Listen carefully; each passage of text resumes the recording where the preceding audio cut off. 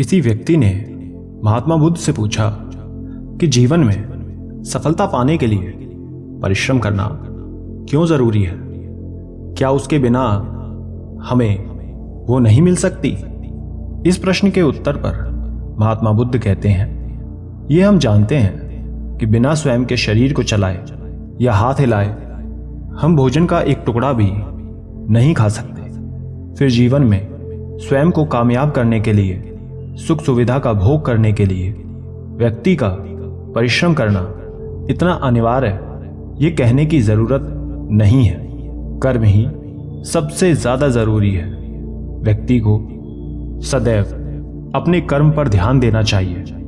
हमारे कर्म ही हमें आगे ले जाते हैं और नीचे भी गिराते हैं। महात्मा कहते हैं कि जब तक व्यक्ति स्वयं के शरीर को, मस्तिष्क को नहीं चलाएगा, वो कैसे कुछ प्राप्त कर सकता है। परिश्रम ही सफलता की कुंजी है। जब तक हम स्वयं से परिश्रम नहीं करेंगे, कैसे आगे बढ़ सकते हैं। जब आप स्वयं परिश्रम करते हैं, पसीना बहाते हैं, स्वयं के दिमाग से कोई कार्य करते हैं और उसमें सफलता पाते हैं, उस सफलता की खुशी का अनुभव एक अलग होता है, जो कि भीख में मिली किसी भी चीज के आगे बहुत भिन्न है। महात्मा बुद्ध पुनः आगे समझाते हैं कि जीवन में जो भी परिश्रम करता है, स्वयं के सामने आए अवसर को देख उसका लाभ उठाता है, उसे हमेशा उसका फल मिलता है, क्योंकि ये उसकी मेहनत होती है। ये सुन व्यक्ति कहता है कि ये फल कैसा हो सकता है। ये सुन महात्मा बुद्ध कहते हैं कि इसके उत्तर में आप एक घटना सुने, जिससे आपको उत्तर मिल जाएगा और आप परिश्रम का सही अर्थ और उसका लाभ भी समझ पाएंगे। दोस्तों, वीडियो शुरू करने से पहले ही वीडियो को लाइक करके कमेंट बॉक्स में नमो बुद्धाय जरूर लिख दें। एक नगर में एक राजा वर्षों से राज करता आ रहा था। यूं तो उसके पास सब तरह की सुख सुविधा थी, कोई कमी नहीं थी, फिर भी वो परेशान और चिंतित रहता था। अब उसकी चिंता का कारण धन नहीं था, बल्कि उसकी स्वयं की प्रजा का व्यवहार था। राजा साफ सफाई को बहुत महत्व देता था। उसने स्वयं के नगरों को साफ स्वच्छ रखने के लिए अपने बहुत से नौकरों को, नगर के लोगों को साफ सफाई के काम में लगा रखा था। राजा शुरू से स्वयं के नगर को सुंदर बनाने में लगा रहता था, ताकि उसकी प्रजा का स्वास्थ्य भी कभी खराब ना हो। राजा तो अपनी तरफ से सारी मेहनत करता था, लेकिन उसे उसकी प्रजा का कोई खास सहयोग नहीं मिलता था। प्रजा के लोग साफ सफाई पर ध्यान नहीं देते थे। यूं ही रास्तों पर, घर के बाहर या फिर किसी भी जगह कूड़ा कचरा फेंक देते। पत्ते गिरे रहते तो उसे जरूरत भर एकत्र करते, बाकी सब यूं ही छोड़ देते। सड़कों पर कंकड़ पत्थर यूं ही पड़े रहते। राजा के नौकर रोज सुबह पूरे में सफाई करते और दोपहर होने तक सब उसे यूं ही गंदा कर देते। एक समय आया जब नौकरों ने भी इस कार्य को करने से मना कर दिया। वो सभी प्रजा के गंदगी फैलाने की आदत से बहुत परेशान हो गए थे। उन्हें रोज सफाई के लिए मेहनत करनी पड़ती और सब उस पर पानी फेर देते। उस नगर के पूरे लोग इतने आलसी और कामचोर थे कि स्वयं के खाने भर ही परिश्रम करते और उससे अधिक उन्हें काम करना नहीं भाता था। राजा ने सारे प्रयास कर लिए, समझाया भी, लेकिन किसी पर कोई असर नहीं हुआ।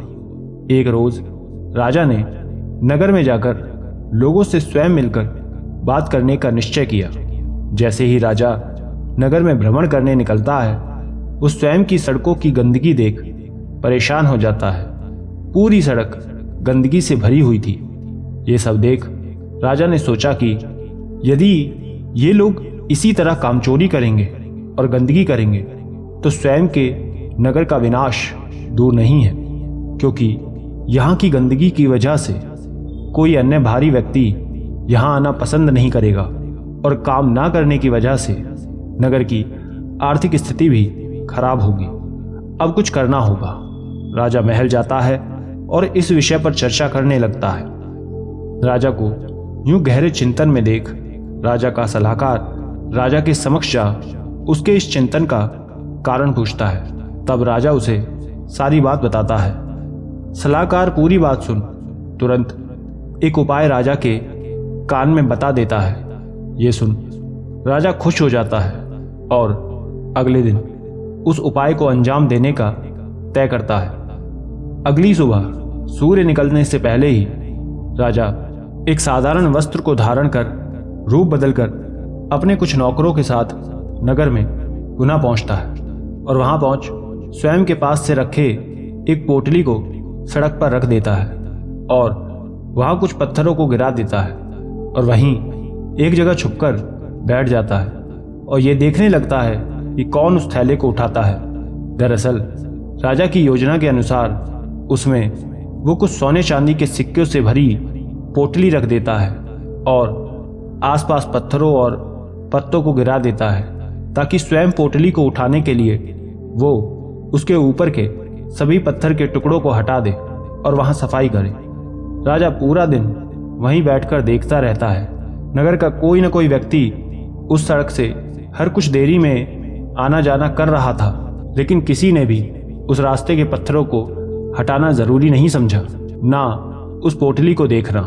वो यूं ही उसे भी कूड़ा कचरा समझ अनदेखा करके आगे बढ़ रहे थे। किसी की इस तरफ रुचि नहीं आई। ये देख राजा स्वयं बाहर आता है और सड़क की साफ सफाई करने लगता है। राजा और उसके सेवकों को यूं पत्थर हटाते देख नगर के लोग भी वहां पहुंच जाते हैं और पूछते हैं कि वो यहाँ क्या कर रहे हैं। ये सुन राजा कहता है कि आप सभी तो इसे साफ करेंगे नहीं, क्यों ना मैं इस सड़क को खुद ही साफ कर दूं। राजा की ये बात सुन सभी राजा को पहचान जाते हैं और कहते हैं कि लेकिन इस सड़क को साफ कर हमें क्या मिलेगा, उसमें हमारा क्या लाभ। ये तो सुबह वैसे भी महल के नौकर का काम है, वो ही उसे साफ करते हैं, फिर स्वयं से क्यों इतनी मेहनत करना। ये सुन राजा कुछ नहीं कहता और स्वयं के सेवकों के साथ पत्थरों और पत्तों को साफ करने लग जाता है। सफाई के बाद एक सेवक को वो पोटली मिलती है। वो नहीं जानता था कि उसमें क्या है, इसलिए उसे खोलकर देखता है और आश्चर्य से भर जाता है। वो पूरी पोटली सोने और चांदी से चमक रही थी और भरी हुई थी। वो सभी के सामने राजा को ये बात बताता है। नगर के लोग भी ये देख हैरान होते हैं कि सुबह से इस सोने चांदी से भरी पोटली यहाँ रखी थी और उन्होंने उसकी तरफ ध्यान तक नहीं दिया।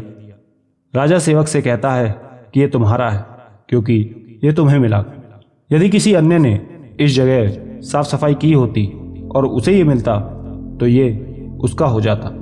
ये सुन नगर के लोग अफसोस करने लगते हैं कि काश ये सफाई उन्होंने की होती। वो राजा से पूछते हैं कि ये पोटली यहाँ कैसे आई।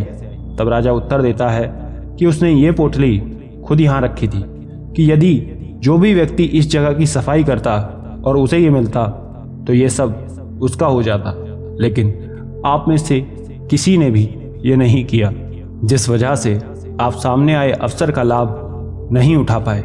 यदि आपने आलस ना करके थोड़ा सा परिश्रम किया होता तो ये धन आपका होता, किंतु आपने ऐसा नहीं किया और जिसने मेहनत की उसे ये मिल गया। इसलिए व्यक्ति को अंत तक परिश्रम करना चाहिए। वो कभी व्यर्थ नहीं जाता, सदैव आपके लिए परोपकारी रहता है, आपके जीवन को सुखी बनाता है, क्योंकि आप स्वयं के परिश्रम के बल पर सब प्राप्त करते हैं। देर से ही सही, लेकिन इन सोने चांदी को खोने के बाद नगर के लोगों को स्वयं के आलसी होने का नुकसान समझ आता है। उन्हें यह एहसास हो जाता है कि व्यक्ति को सदैव परिश्रम करना चाहिए, तभी वो जीवन में आगे बढ़ेंगे।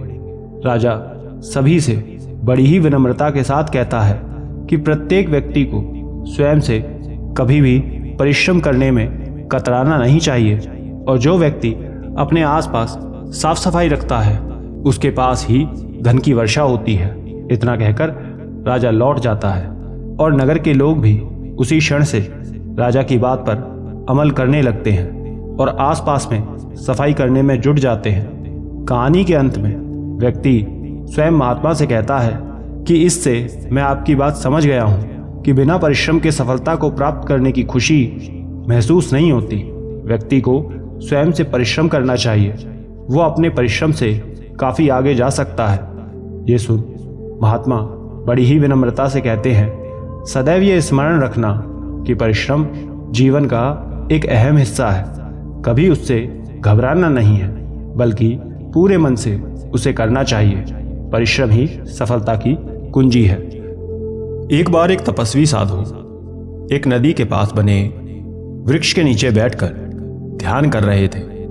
तभी आसपास के गांव के लोग उनके पास पहुंचते हैं। वो साधु अक्सर वहां आया करते थे, इसलिए गांव के लोगों से उनका मिलना जुलना लगा ही रहता था।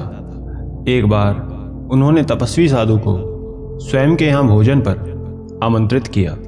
सभी के आग्रह पर वो वहाँ चले जाते हैं। वहाँ पहुंचकर सभी उनका स्वागत करते हैं और उन्हें भोजन के लिए साथ लेकर जाते हैं। सभी ने मिलकर उनके लिए खाने का विशेष प्रबंध किया। जिस समय तपस्वी साधु भोजन ग्रहण करने जाते हैं, तभी एक भिखारी वहां पे आ जाता है और उनसे भोजन मांगने लगता है। ये देख गांव के लोग उसे डांट फटकार लगाकर ये कहकर भगा देते हैं कि अभी एक साधु का भोजन का समय है, तुम्हें कुछ नहीं मिलेगा। भिखारी बड़ी ही आशा के साथ उनकी तरफ देखता है, लेकिन वो उसे भोजन नहीं देते। वो भिखारी वापस जाने लगता है।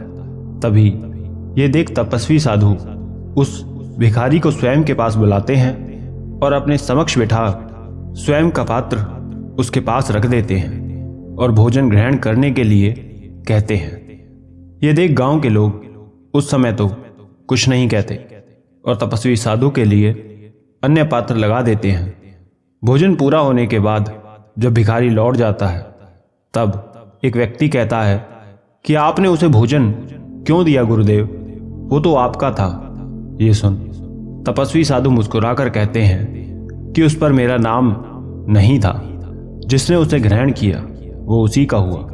किसी भूखे को भोजन करवाना या जरूरतमंद की सहायता करनी चाहिए। ये सुन व्यक्ति कहता है कि लेकिन ये सारा प्रबंध आपके लिए किया गया था, उस भिखारी के लिए नहीं।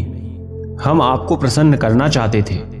ये सुन तपस्वी साधु कहते हैं कि उसे भोजन करता देख मैं पूरी तरह संतुष्ट भी हूँ और प्रसन्न भी। किसी को यूं संतुष्ट होते देख मुझे खुशी मिलती है। ये सुन व्यक्ति कहता है कि वो कैसे साधु जी। साधु महाराज कहते हैं कि किसी की सहायता करनी चाहिए, तब आप भीतर से एक अलग खुशी महसूस करेंगे। लेकिन यदि आप ऐसा नहीं करते तो एक बार उसकी जगह स्वयं को रखकर देखें, तब आपको यह एहसास होगा कि स्वयं के दुख में जब कोई साथ ना दे तो कैसा महसूस होता है। इसी विषय में एक कहानी है। कहानी सुनने से पूर्व आपसे निवेदन है कि वीडियो को लाइक और चैनल को सब्सक्राइब कर लें और कमेंट में नमो बुद्धाय जरूर लिखें। एक बार की बात है, किसी जंगल में बहुत सारे कौवे अपना झुंड बनाकर एक पेड़ की डाल पर रहा करते थे। वो हमेशा एक साथ रहते, लड़ते झगड़ते खेलते, लेकिन कभी किसी अन्य को अपनी डाल पर बैठने नहीं देते। स्वभाव से वो बहुत ही क्रूर थे। एक बार बहुत तेज की आंधी और तूफान साथ में आ जाता है। मौसम पूरी तरह परिवर्तित हो जाता है। काले बादल पूरे में छाए रहते हैं। तभी वहां पे एक चिड़िया उड़ती हुई आती है और उन्हीं के पेड़ की डाल पर बैठ जाती है। तभी जोरों से वर्षा शुरू हो जाती है। जैसे ही कौवे की नज़र उस चिड़िया पर जाती है, वो उसे देख उस पर टूट पड़ते हैं और वहां से उसे भगाने लगते हैं। चिड़िया कहती है कि उसका घोंसला आंधी की वजह से पेड़ से गिरकर टूट गया है, इसलिए वो यहाँ पे आई है। वो कौवे के झुंड से काफ़ी विनती करती है कि उसे बारिश रुकने तक वहाँ रहने दें, लेकिन वो उसकी एक नहीं सुनते और उसी बारिश में वहाँ से भगा देते हैं। चिड़िया बार बार कहती है कि वो सुबह तक चली जाएगी, लेकिन कौवे कहते हैं कि ये वृक्ष उनका है, उनका झुंड यहाँ रहता है। अंत में चिड़िया भीगती हुई वहां से उड़ जाती है और अन्य एक वृक्ष पर जाकर छिप जाती है। कुछ देर बाद बारिश बंद होती है। जिस वृक्ष पर चिड़िया जाकर बैठती है उस वृक्ष की टहनी का एक हिस्सा गलकर टूट गया था, जिस वजह से वहां एक छोटा सा छेद बन गया था। चिड़िया उसी छेद के अंदर अपना घर बना लेती है और वहीं रहने लग जाती है। दूसरी तरफ कौवे हमेशा की तरह एक जगह रहते और लड़ते रहते। यदि कोई अन्य पक्षी आता तो उसे वहां से उसी समय भगा देते। उनके इस व्यवहार पर चिड़िया को क्रोध भी आता कि ये कितने मतलबी हैं। स्वयं के अलावा उन्हें कोई नहीं दिखता। लगातार उस तरफ बारिश होती जा रही थी। कौवे जिस वृक्ष पर रहते थे वो बहुत ही पुराना वृक्ष था, जो लगातार भीगने की वजह से भीतर ही भीतर गल गया था। बारिश के साथ अब जोर जोर से ओले भी पड़ने लगते हैं और अंत में वो वृक्ष की टहनी पूरी तरह गलकर टूट जाती है। वहीं ओले के गिरने की वजह से कौवे भी नीचे गिर जाते हैं। एक साथ दोनों तरफ से उनके लिए मुश्किल आ जाती है। अब वो ना तो स्वयं के वृक्ष पर सुरक्षित थे और ना ही किसी अन्य वृक्ष पर जा सकते थे, क्योंकि वो भी कभी किसी को अपने वृक्ष पर आने नहीं देते थे, ना ही किसी की सहायता करते थे। वहीं दूसरी तरफ वो चिड़िया रात भर आराम से उस वृक्ष के गड्ढे में रही। उसे कुछ भी नहीं हुआ। अगले दिन जब सुबह हुई, नया दिन खुला, तब वो चिड़िया अपने भोजन की तलाश में बाहर निकल रही थी। तभी उसने उन कौवों की हालत देखी और तब उसने उनसे कहा कि यदि तुमने किसी की दुख समस्या को समझा होता तो ये तुम्हारी दुर्दशा ना होती। इतना कहकर चिड़िया आगे बढ़ जाती है और सारे कौवे ठंड और भीगने की वजह से अपने प्राण त्याग देते हैं। कहानी के अंत में तपस्वी साधु कहते हैं कि जिस प्रकार उन कौवों ने किसी के दुख को, समस्या को नहीं समझा था और उनका साथ नहीं दिया, उसी प्रकार उनकी भी किसी पक्षी ने जरूरत के समय सहायता नहीं की और जिसका परिणाम उन्हें स्वयं की जान देकर चुकाना पड़ा। तपस्वी साधु के उपदेशों को सुनकर सभी गांव के लोगों को यह एहसास हो जाता है कि अपने सुख दुख की तरह हमें दूसरे के सुख दुख को भी समझना चाहिए। हमें हर मुसीबत में फंसे व्यक्ति की सहायता करनी चाहिए। यही मनुष्य का धर्म है। अतः इस कहानी द्वारा हमें यही समझाया गया कि ज़रूरत के समय यदि आप किसी की सहायता करते हैं तो कल कोई और आपकी सहायता ज़रूर करेगा, आपके लिए खड़ा रहेगा। आशा करते हैं ये बात आप समझे होंगे। धन्यवाद।